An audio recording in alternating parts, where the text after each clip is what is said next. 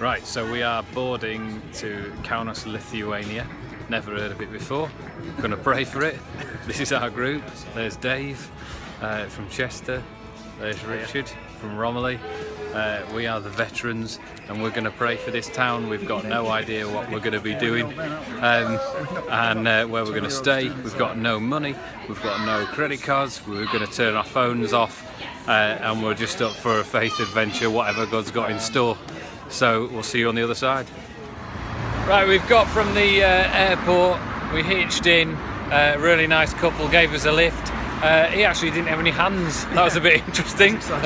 Driving a very nice Audi. But we're into the centre of town now of Kaunas. Let's find out what happens. Yeah. So we've turned up at some sort of Hare Krishna rally, and who knows what's going to happen. We've also found out that apparently there's 3,000 devils in this town, which apparently is one of their tourist selling points. So we'll cast them boys out and crack on. So we're now in some sort of university.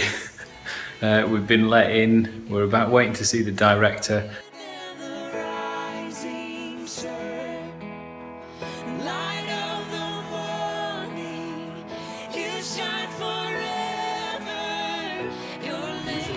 Just been to a mass.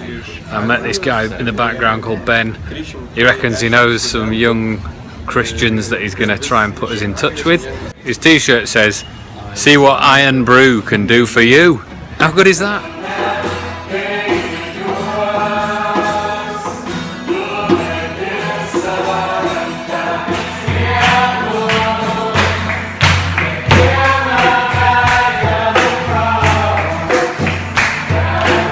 These guys here are preparing for a kids camp, and we just had an opportunity to pray for them all, to be praying for healing, for all sorts of stuff, and just it's been an amazing privilege, and what a joy.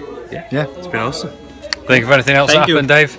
It's just been great. Can you believe we're stood in the middle of a forest, in the middle of Lithuania, 12 hours into the trip. We've been on such an amazing journey. Met so many people that have got to this place. But the main thing is, it's just been so easy because Jesus has been at the centre of it all. We've stayed in an amazing place. We've got a 4-storey place all to ourselves. Probably can't see this, but it's like castles, basilicas, right on the river. In the heart of Kaunas. In the Kaunas heart. and in here, it's the this is the bad stuff.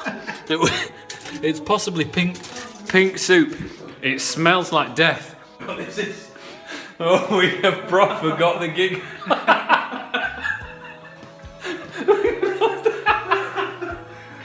Just pray for Orange University.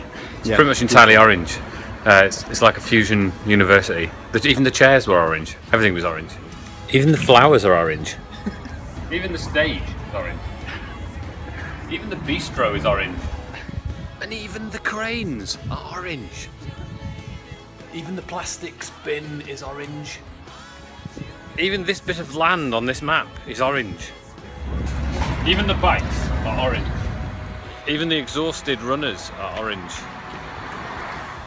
Okay, so you had to pay quite a lot of money to get to the high point in the city, and we don't have any money at all. So me and Rich bust into the other side and have climbed up the stairs on the other side, but no one knows we're here. So, but you can't get out the doors.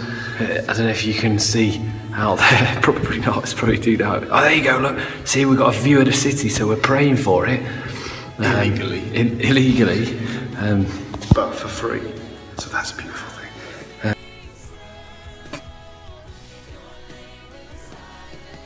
We just had a load of meat and cheese, a bit of bread provided for us, which obviously we're grateful for. I've got the meat sweats in my legs. These boys think that's a bit weird. I've actually got meat sweats in my legs. I can feel it in my calves, a little bit on my knees, sweaty lower legs. Very strange. By the way, a big amazing moment was on Monday afternoon. We just met a bunch of charismatic Catholic young people, students working in a youth centre there. We're chatting away, we're finding out about what's going on with them. They're talking more about their love for the Lord, and then they say, hey, can we just worship? So we go through to their chapel room, we get out a guitar and we just start singing and worshipping. They're all just in the zone. encountering Jesus, and they then ask us to prophesy and pray over every single one of them. And we got a chance to prophesy and pray for everyone. Holy Spirit moving. It was just spontaneous. It was beautiful. It showed their passion for God, and it was what we came for me. It was absolutely amazing. Monday evening, after worshipping with the group in the city centre, we were sort of thrown into the back of a car, whisked off into the countryside, into the middle of nowhere, to a house that looked very much like the one that Hansel and Gretel went to. Well, it wasn't made of gingerbread.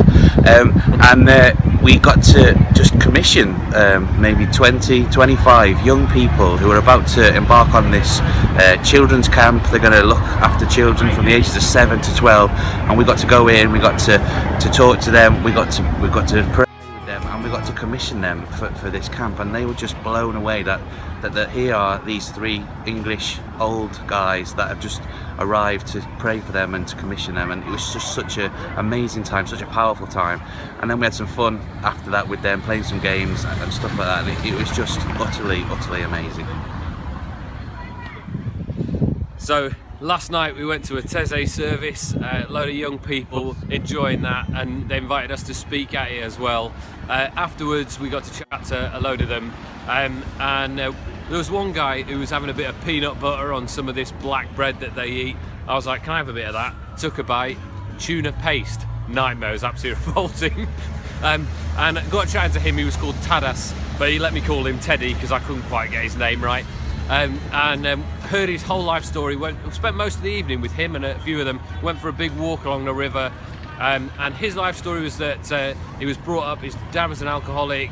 Eventually, ended up getting kicked out when he was 14 years old. He's now 17. He works in an ambulance. He's an amazing guy. And 3 months ago, he gave his life to Jesus. And so, heard his whole story. Prayed for him. He asked my advice on stuff.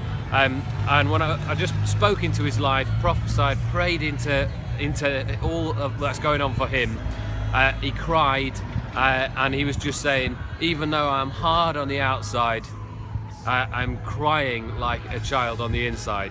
It was so powerful. So I'm just grateful to God that he sent us across Europe so I could meet that guy. What a connection.